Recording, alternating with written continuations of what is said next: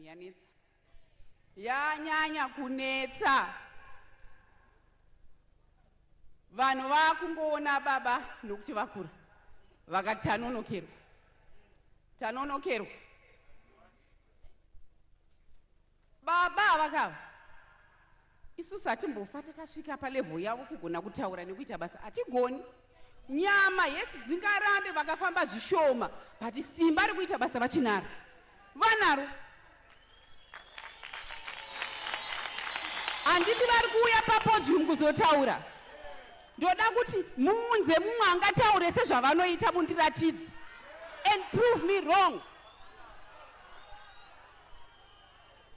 Vachauya kuzotaura, muchaona kuti chii chandiri kutaura. Nyaya iripo yandakataura ndeyekuti ini constitution ndinoinzwisisa zvakanyanya. Ndinonzi Dr. Grace Mugabe, ndakadzidzawo.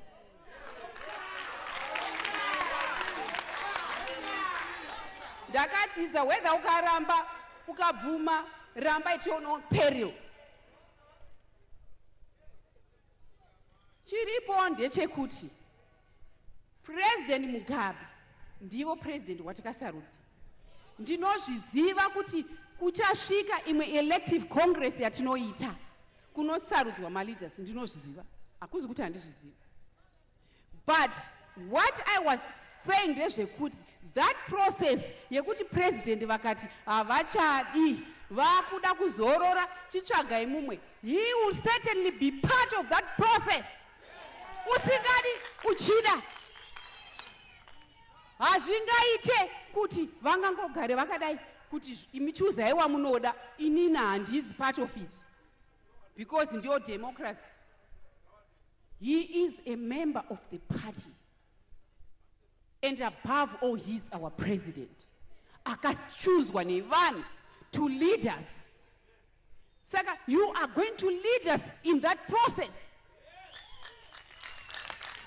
Muchatitungamira president.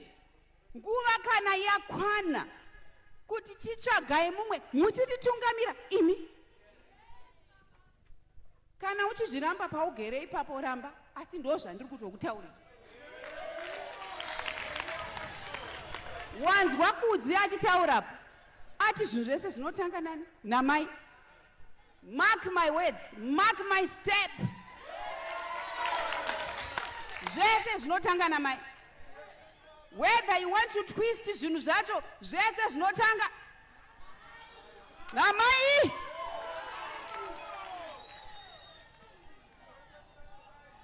Munhu wese kuna amai. Kana wada kusara uri kwauri wega, zvazvako. Imi munofunga muchiti imimi shuwa baba vagoti handichadi, vongotisiyira chaos. Basa rese ravakaita all the sacrifice, vachizviziva kuti iwe mai Mugabe haugoni kuendesera nyika mberi, vongonditi tsve mudonjo. Inhema chaiyo.